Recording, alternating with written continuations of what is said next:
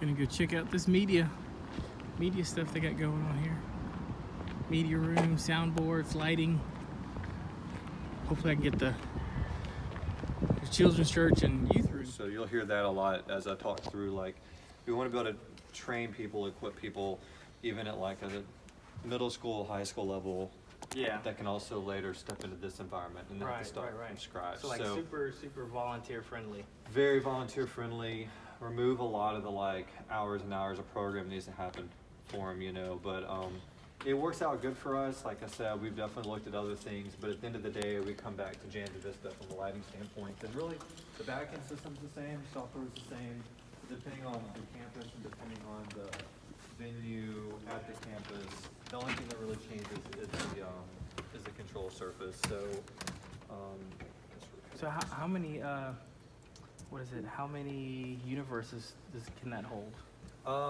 It's expandable up to, I think, honestly, as many ArtNet nodes as you can put on your network. So you could just kind of keep going. I'm sure there's a limitation, but I don't think anyone's So how gonna many max it universes out. are you using right now? Just We for the lighting that use- you have? We have 7, but we don't maximize all of them out. It's more from an efficiency standpoint. Like, we've got a few that we reserve for just the house lighting. We got 4 that we just keep for the stage. And then we have 4 some universes just for the stage? Yeah, and it's a lot of that's because of the way we have our lighting set up for more control. And then, like I said, it gives us a little bit of overhead room depending on what additional fixtures that we bring in. We don't have to do any expansion. So the set we're in right now, we actually have less lighting because the actual LED screens that we use for the set are driving the majority of the dynamics. Right. So it's kind of like lighting took a little bit of a step back, where lighting would drive everything in the past to create dynamics. We built these panels that are driving video content, so they kind of take priority, and we kind of clean the stage up and then put as much on the stage when it comes to That's light. another thing that I noticed, like y'all's stage is like immaculate. Yeah, so that's kind of a cultural thing for us that we started years and years ago, that we just, man, it's kind of a big deal to keep the stage clean. We wanted to remove distractions. And yeah, that's just something that we hold our team accountable for. You know, being in the service, like you didn't hardly ever see those people moving at all. So and that's one of the things that, you know, we have within our creative team with the volunteers. When I say creative team, it's not just our staff, but like our volunteers. I mean, it's over 200 people that are on our creative team volunteer. And so creating these standards, holding the team accountable, all the way down to the camera guys, you know, we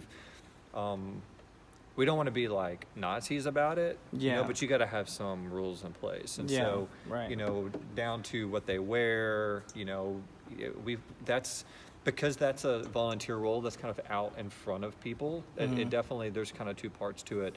We do have a lot of like middle school and high school kids that volunteer in that position. We don't stick them upstairs in a room somewhere just from a security safety thing. But it's like you've got to somehow put some boundaries in place for these middle school and high school kids, you know, because it's easy for them to be up there, get antsy, and be a distraction. But the guy, Joe, who runs that team of camera guys, has done such a great job of like training them up.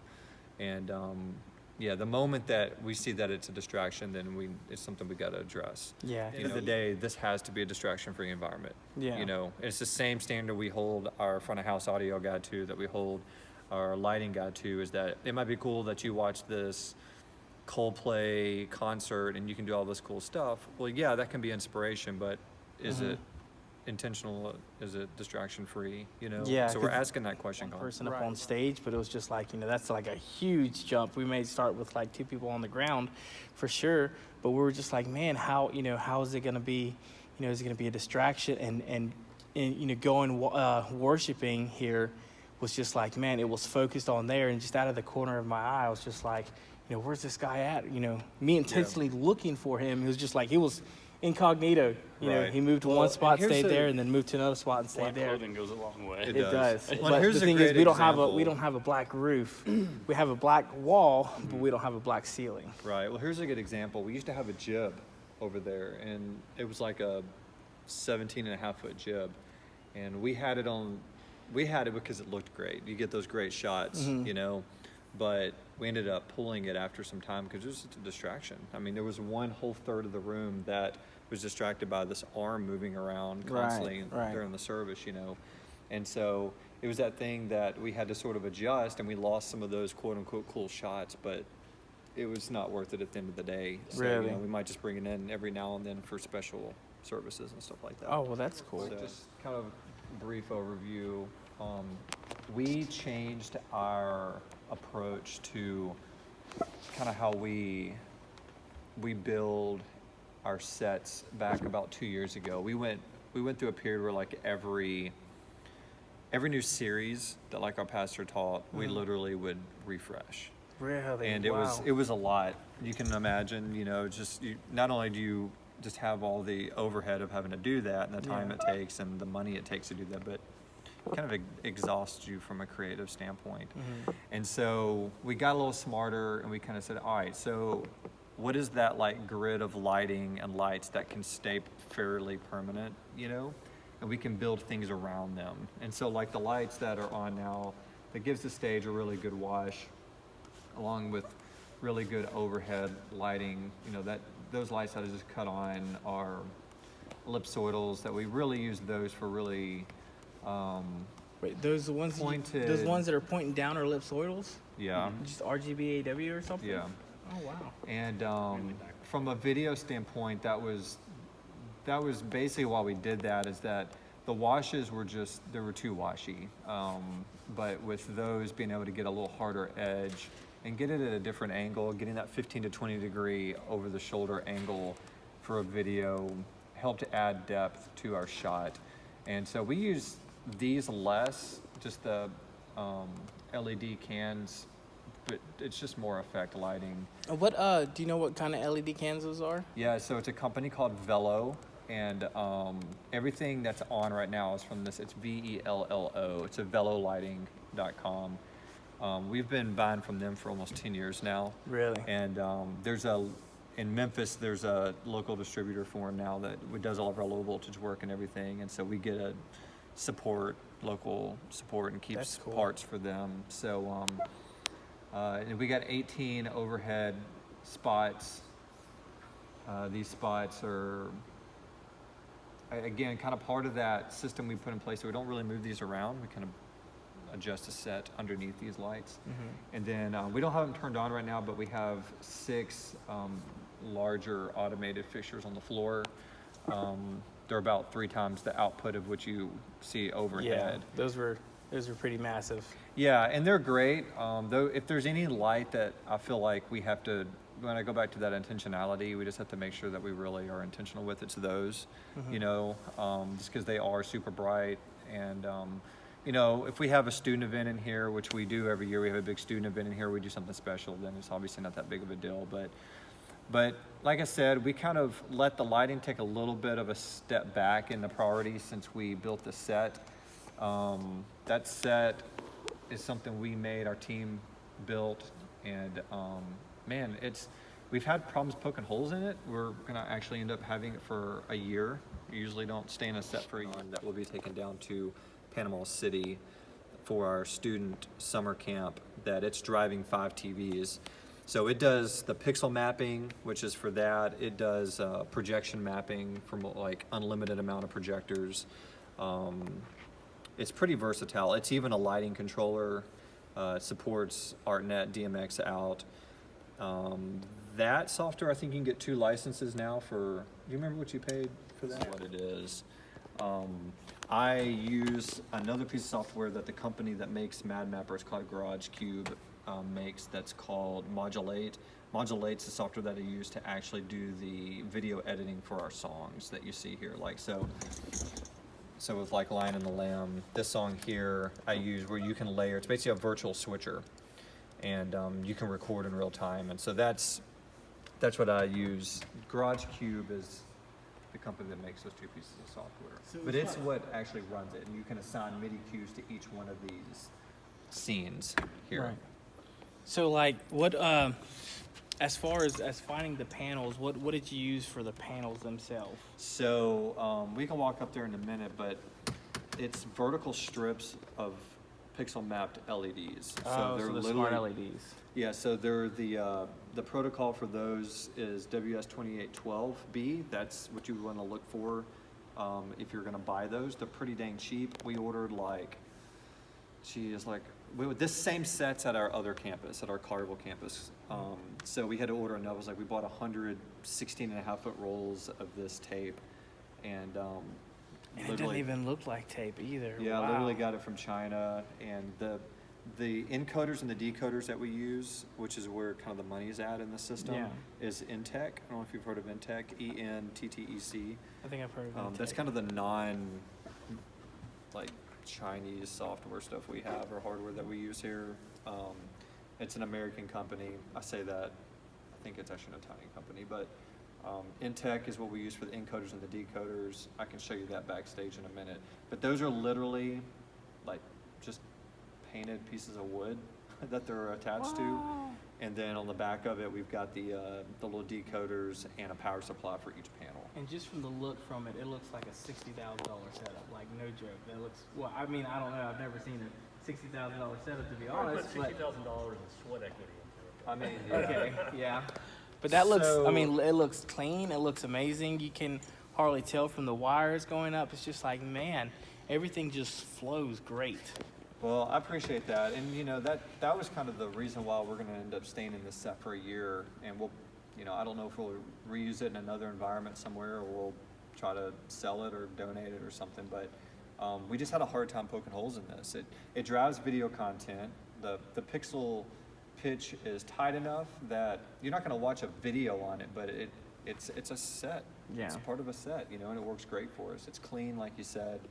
So it kind of works in you're hip on environmental projection, where they'll take projectors and kind of shine just moving vibes. Yeah. It's kind of like that. So we use it in more of an environment aspect instead of what's that video? And it totally it fits, it legit fits. I thought they were hanging from the wire when we first came in. It looked to me like they were hanging down. Yeah, That's all the power and data cables coming down. Yeah. Yeah, so it's dropped with all thread, and then we run the power and the data down. You guys want to run up there and take a look? Yeah, we can take a look. So I can spin this one around, you can kind of see the back. So it takes 2 decoders. Each one of these can drive 340 pixels and a power supply, 30 amp power supply. You have no problems with those? No problems. We've had maybe for both campuses a couple issues with the strip, but it's probably just because we beat them up or they got hit or something. Yeah. And so it's kind of one of those things. It's a little bit of that Monet effect that when you get up close, you can see the imperfections and stuff, but 99.9% of the people that are out on the other side of the stage, they can't really see the small little details of it. Wow, that's kind of another thing we've blows learned my mind for years, that we put time and attention in things that no one really would see. So these are the decoders. So these run up and over, and watch your stuff, and I'll show you where the little encoders are. Ooh, that's cool. I like that. That looks legit. That is an awesome. Wow. These are what are actually communicating to the software in the back. So these are just network cables going to a network that's on the same VLAN as that computer in the back. Okay. And so it's sending ArtNet to these 3 devices. This is what's running the set out front. And so if you get on Intech's website and look at their pixelator line, there's a bunch of videos kind of explaining how all this works. But the biggest thing you have to plan for with this is power. These strips pull a ton of amperage.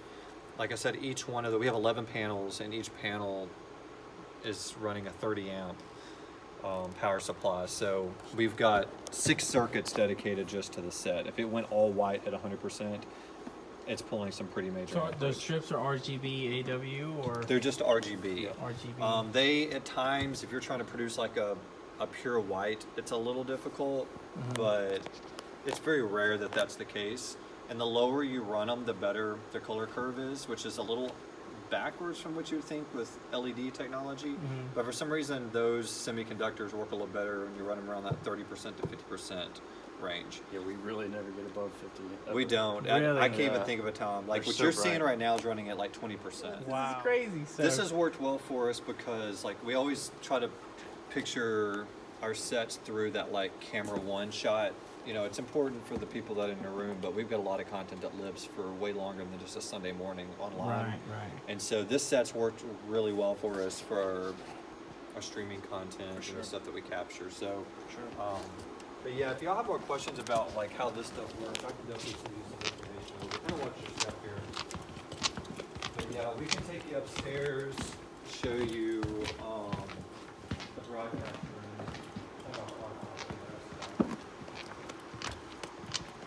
Ooh, that's a cool camera. Oh, just speaking to camera stuff, like, so we stopped having someone on stage right for camera, and just recently we added. So the slider, you can move that. That's automatic. Yeah. Wow. It just goes back and forth, and our switcher just upstairs goes to it when needed. So y'all can control this. You could set it right here for how fast or slow you want it. Really? Yeah. So it just goes back and forth? Mm-hmm. Gotcha. But it looks really cool on a live feed. Yeah. You know, I was wondering because, like, I saw the shot, and then when it came back to the drums, it looked like it was at a different shot. So I was just like, that's it. But I was like, man, there's probably a guy back here that I just cannot see. No, and it's got a parallax arm on it too. So what the parallax does is it allows it to pivot around a specific point. So like, I think its point is set over this tom right here. And so as it moves, the camera actually stays locked on that point as it goes back and forth. So it kind of gives that effect that someone is back there. That is awesome. We have a growth track program. People go through these classes and it kind of slowly will narrow down, hey, are you more of a greeter? Are you more of a kids volunteer, more production? And so they go through a process that's kind of outside of the creative team before they ever hit the creative team.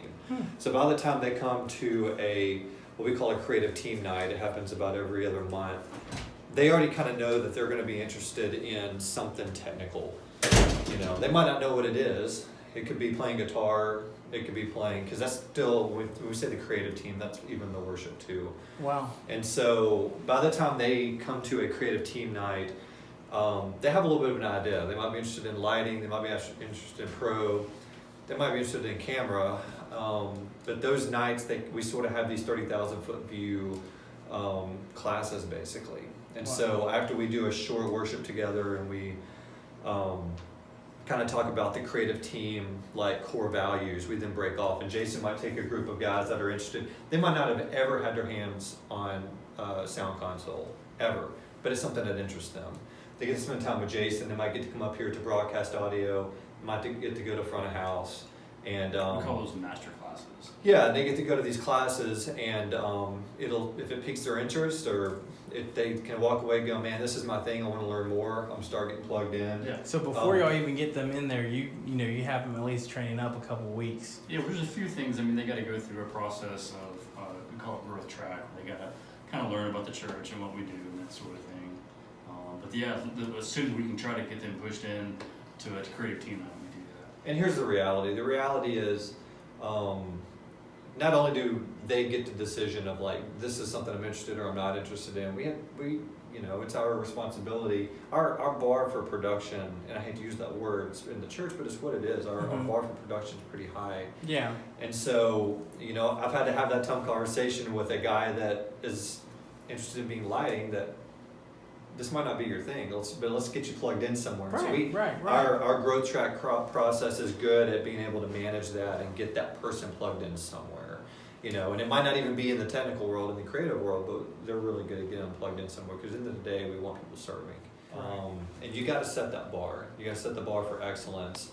And when you have the mindset, and honestly, it's a heart set thing, that like, as a creative team, as you guys' responsibility is, to come in and be the support and be the creative minds, but you've got to create a distraction-free environment, period. Like, that's a non-negotiable. Yeah. And as long as we on the staff level are living that out and we're holding the team accountable for that, then, we're hopefully bringing up and we're calling up these volunteers that, unless it's something horrible like someone's super sick or whatever, we have a pretty good rate of people that, a week or two out, when we send out the invites for them to, serve in a position, that they stay in that position. It's very rare that we just have someone not show up. Usually we know ahead of time.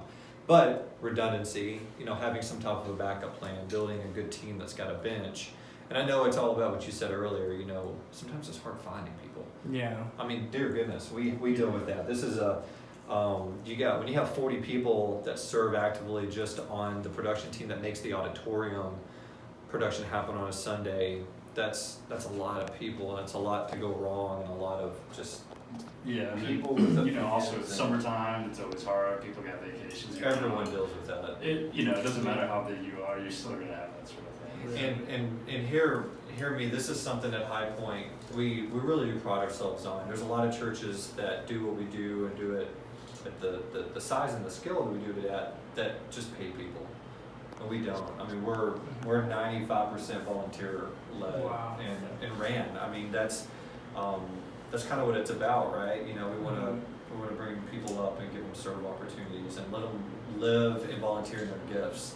And so it's one of those things that Jason and me, we try not to be in positions on Sunday. If anything, we try not to even be scheduled on a Sunday. Wow. We're here for support. We're here to make sure if something hits the fan, we can come in there and help, you know, fix a problem or whatever. But it's all volunteer, you know.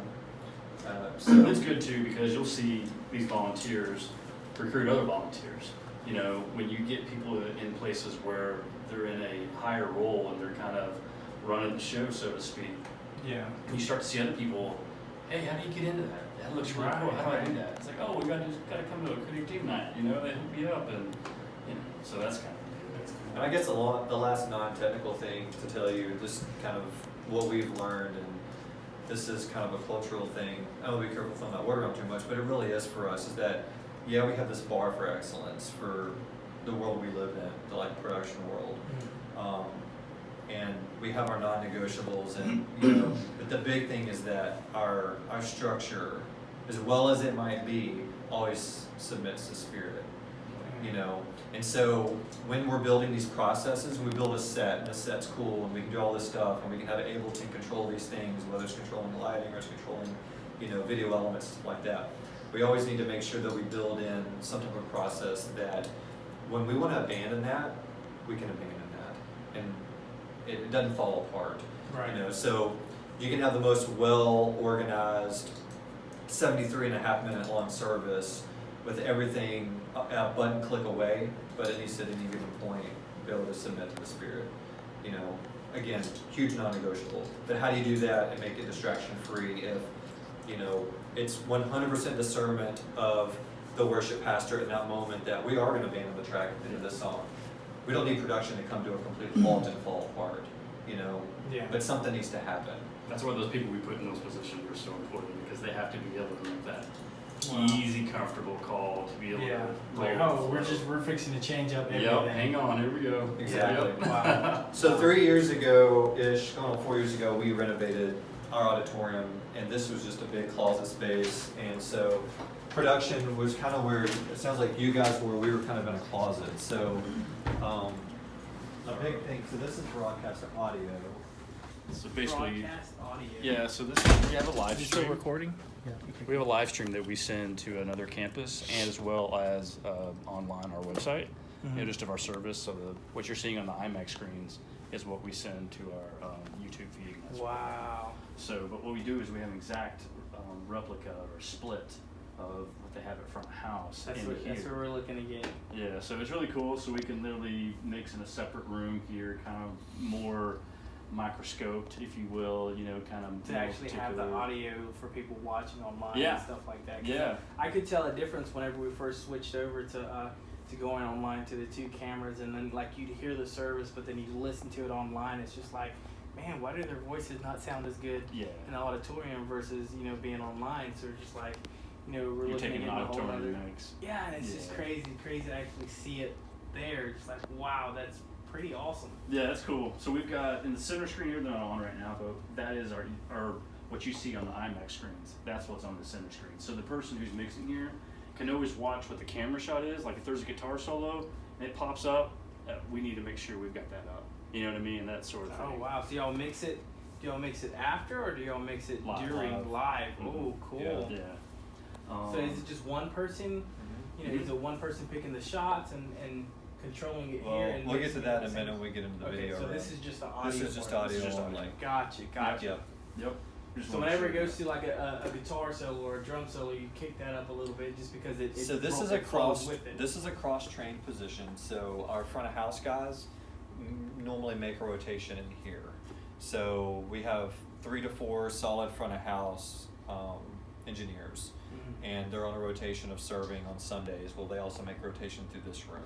Not only does it give them more opportunities to serve, don't have so many weeks off in between, but we get to take advantage of having guys, great engineers, fill the role inside the front, the broadcast audio engineer position. And the big thing there is, I think since we've created this position, I've seen them grow. Yeah, it's a different shop. It's a different skill than mixing front of house. I mean, you're still trying to make things sound the best you possibly can. But as far as balancing and mixing for a broadcast live situation, you would mix it differently than you would in a live. Right. So it's a good chop to have, and for them to be able to skip back and forth, and it makes them grow in ways they didn't really expect to. That's sweet. Yep. You want to go there, check out the other room? Yeah. All right.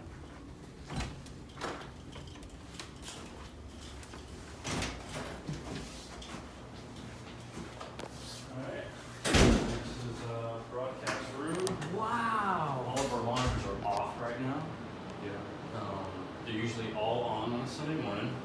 If I would turn them on now, it'd probably take about 30 minutes, so I think I'll just kind of walk you through it. Okay, that would work.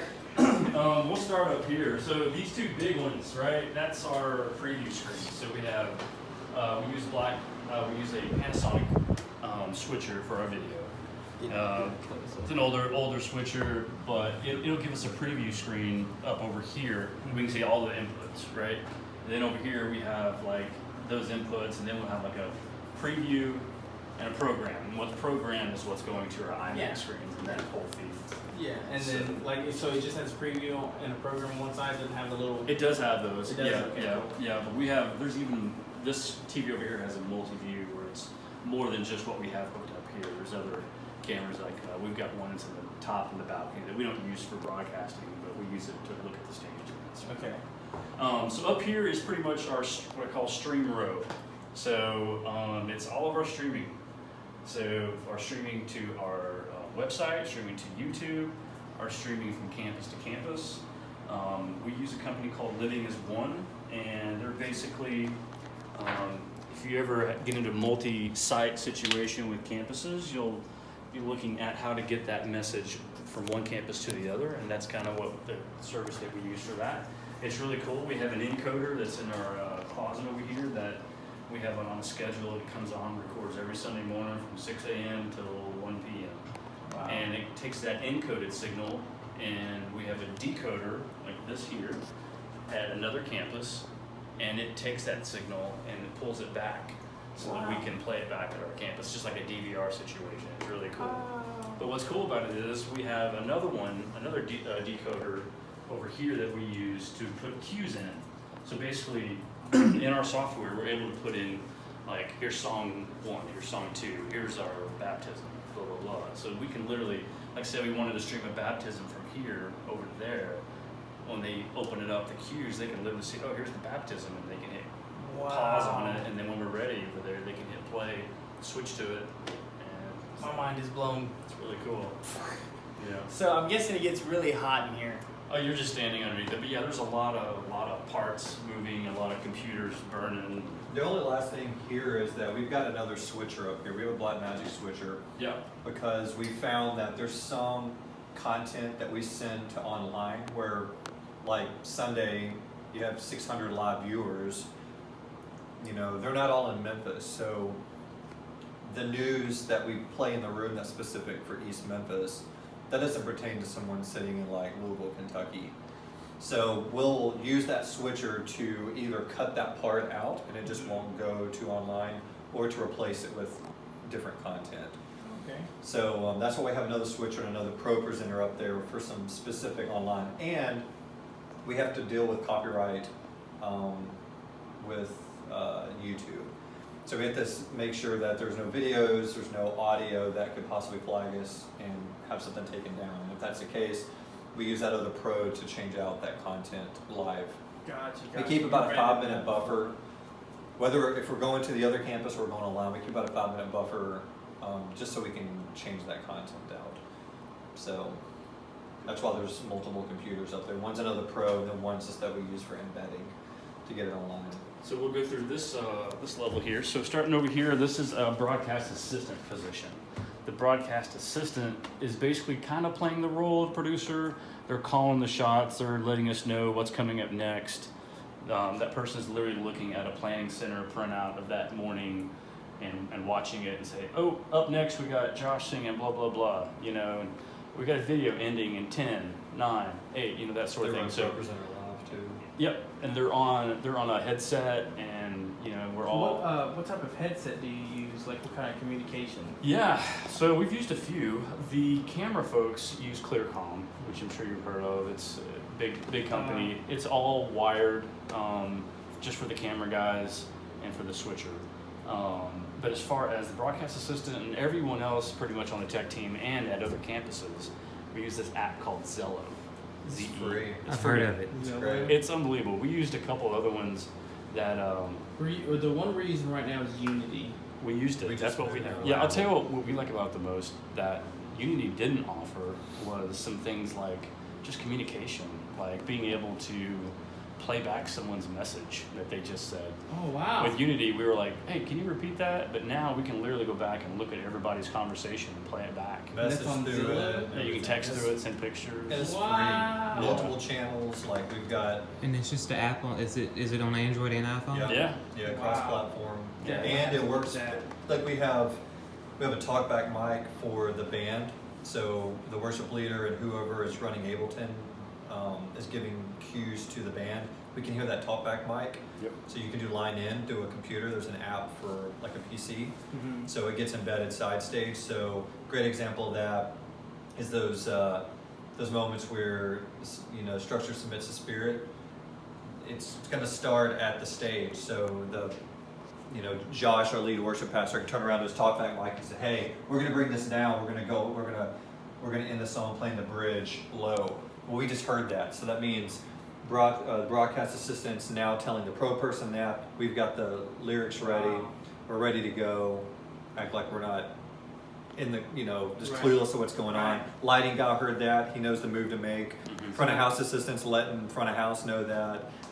So it works out great, and it's like I said for free. It's unbelievable for free. I can't believe it. And you can make up different channel groups. So we have one for East Memphis. East for Memphis. Collierville. We have environment directors, Environment directors, students, student stuff one. like that.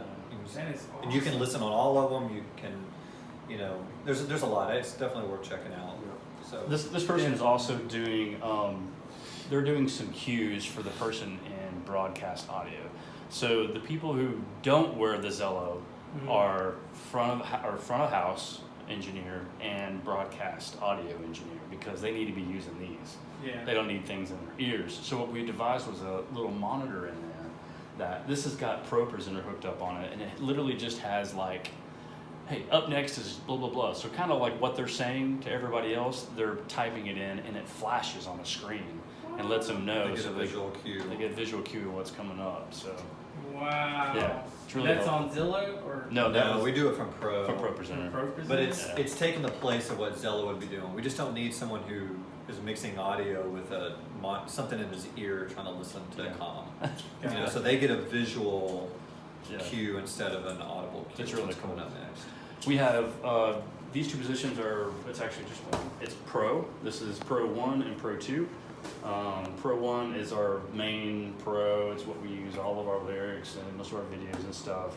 Pro 2 is strictly there as either a backup to Pro 1 or in some cases we use it for flash slides that we can get out.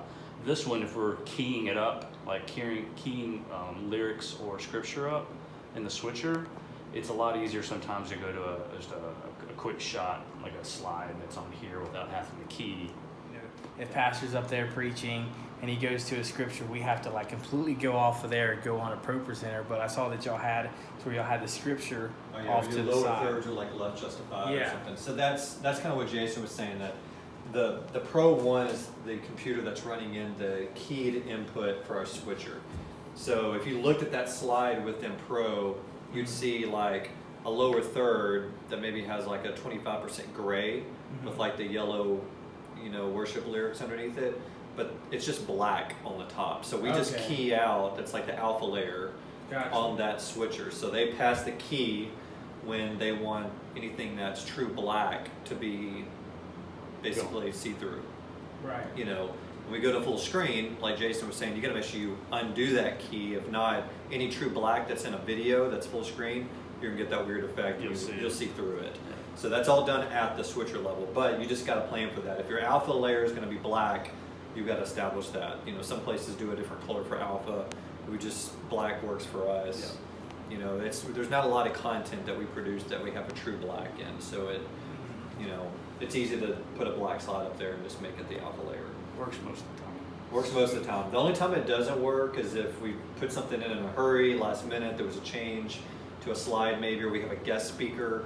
They bring content, hey, just throw this picture up there, and it might actually be either a miss switch and the key didn't get turned off, or we didn't realize there was true black in the picture. Yeah. It's very rare it happens, but it has happened before. But yeah, that's all done at the switcher level. If you've got a Blackmagic device, you have a Blackmagic switcher, you can key with it. We have, it's like a Blackmagic, it's like 8 channels on it. It goes on a computer. Yeah. So we're running up here. Yeah. You can key with it. We key all of our stuff on Sunday for online. Yeah, we have like a little logo in the corner. Look up Luna Key. Yep. Luna Key. Yeah. Yep. It's on the Blackmagic. You'll see it. And it works great. Yeah. Cool. All right, one more row. This is not much back here. So this is kind of, sometimes we have people directing and somebody up there switching the video. So this person back here can be calling. All right, get ready, camera 3, go 3, get ready, camera 4, go 4. That's kind of their position. We've kind of worked out where sometimes the switcher ends up getting both of those jobs. So it just depends on the event and what's going on. So what do y'all have like a protocol for like each song, because going from this position to that position to this position. Yeah, so it's kind of crazy you say that. We're sort of, to play off of both of what y'all said, we used to have a broadcast director. All they were doing was giving cues. They were setting up camera shots, telling the switcher when to take a shot. But we sort of changed our expectations in the last couple months, especially song number 1's high energy, anything that's like pretty high tempo, not even a song number 1's, we really wanted to speed up our switching. Okay. Pretty fast, And we found that logistically, it's tough to set up a shot, call the shot, have another person make that change. And so we've sort of changed our direction to where we're sort of up the ante a little bit for our switchers, and we're teaching them how to set up the shots now and how to make the calls. Mm-hmm. So everything's, there's kind of 2 thoughts on that. There's a lot of places that do it. That's always how they've done it. They've got the switcher making the calls. Yeah. We started that way.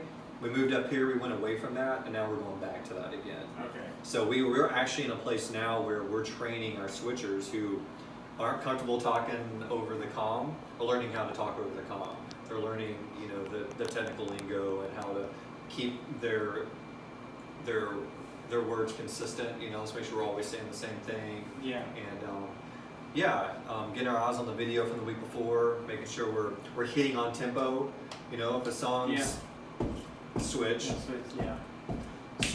know what I'm saying? Let's be consistent, let's try to do it on tempo. It's just little things like that they're used to taking the calls when I used to, or they're used to making the switches when I used to making the calls. So we're kind of getting back to that now.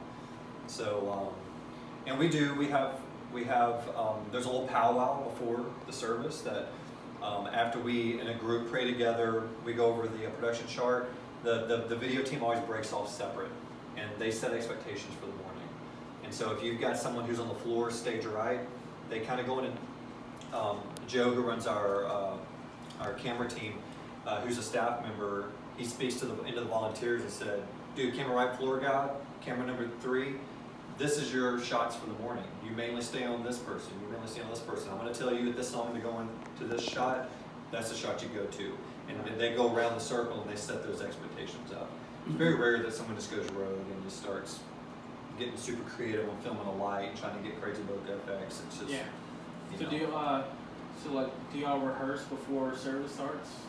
So we do, but our camera guys, because they kind of have like a clear direction of what they're going to shoot, we usually don't expect them to be there.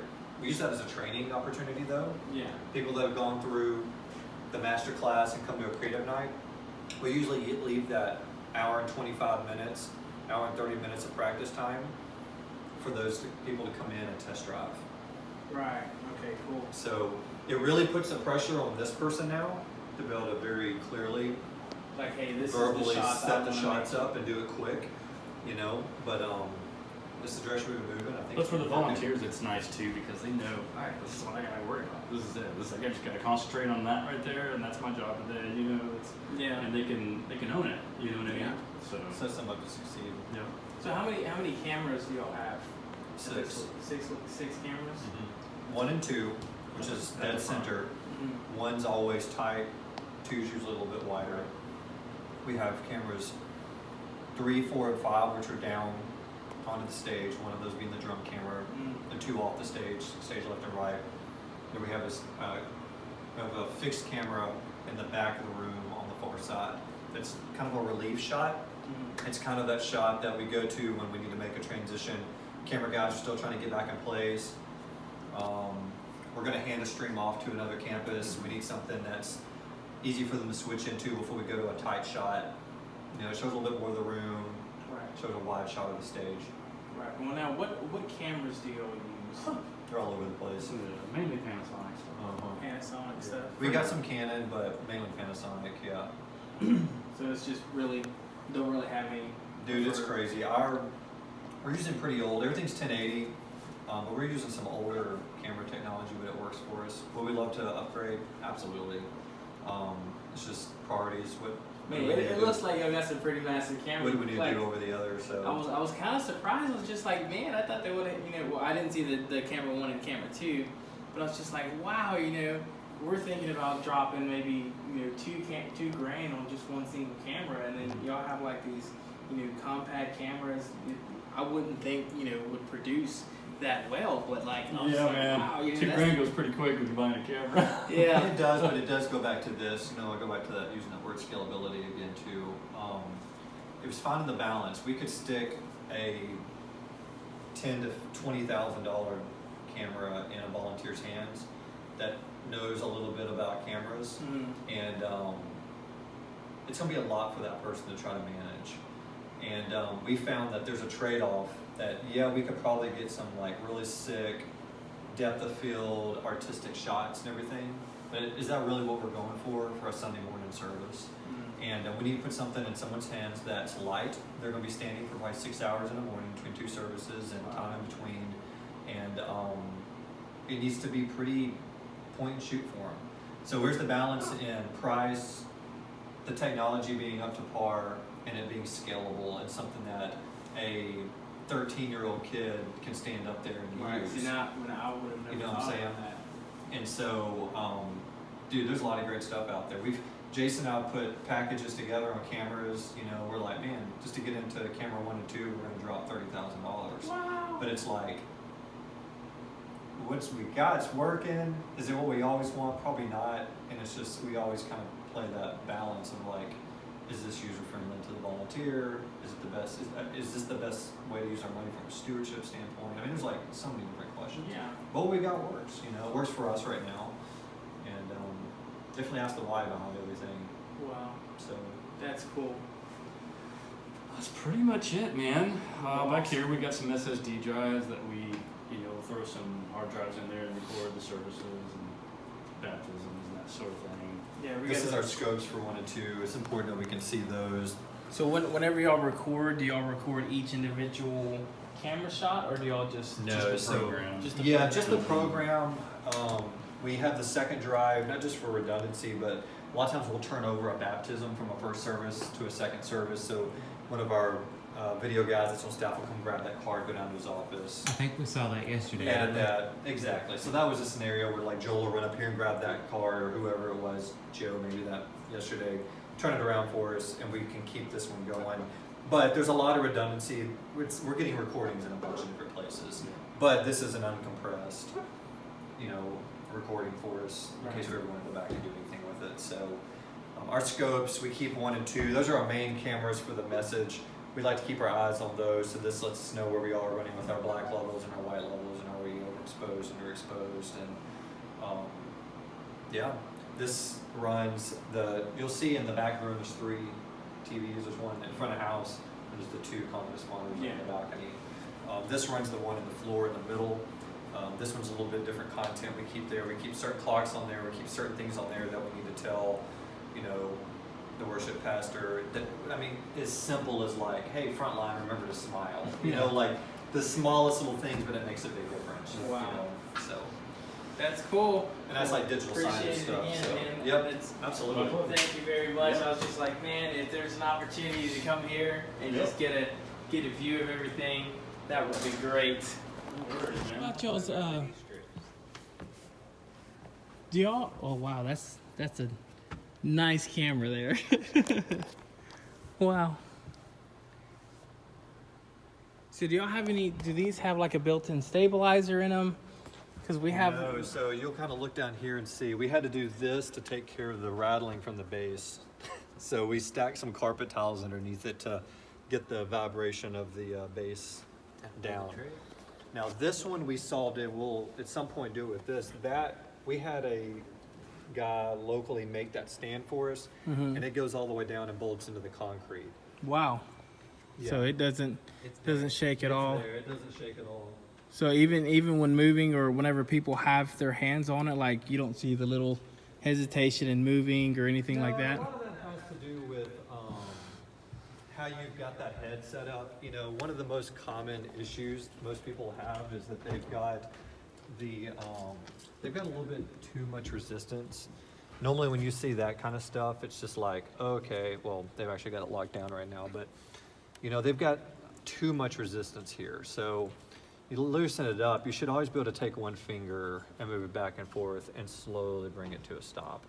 And if you're seeing kind of the jerkiness, that means someone's just, they've got it locked down too much. Yeah. So again, that kind of comes back to just making sure your volunteers are trained up and they know how to work the head and all that kind of stuff. Cool. So it's a pretty balanced camera setup, so it's not like you're push and pull in any crazy way. And then this right here is just like an amazing idea. On Sunday, the light is just kind of a nightmare coming off this ground. Since we don't have a vestibule here, the light's just straight in and just washes out the stage. Yeah, and as we were leaving, they moved the curtains. So I was just like, why didn't we think of that? Like, that great That was a very last minute thing we did a couple of Easters or Good Fridays ago, because it was very important that we had light control in the auditorium because of the video elements that we had. And yeah, it was like an IKEA run, and let's get this thing put up. So. Oh, that's cool. All right, well, appreciate it again, guys. man. We're gonna head home. Y'all be careful. I don't even think we have an IKEA on all the way. Yeah, I don't know. Thanks again. Appreciate you. All right, thank y'all. We'll see you. All right, see you. All right, guys. That is a wrap. That is pretty awesome. Got my GoPro. Didn't even get to use the GoPro. Way more detailed So than much. I thought it would be, though. There's a lot there. So much. Did you see how much cameras they had? Or not cameras. I'm sorry. How much computers they had? They had like what? 9 iMacs or 9 Macs? Oh, we have like one Mac, huh? No, we have two Macs. I'm talking about in the booth. In the booth, yeah, 2 Macs in the booth, and then one Windows. I mean, I've never really ran Mac, so I don't know. Yeah. So, anyways, we are on our way home. Gonna edit.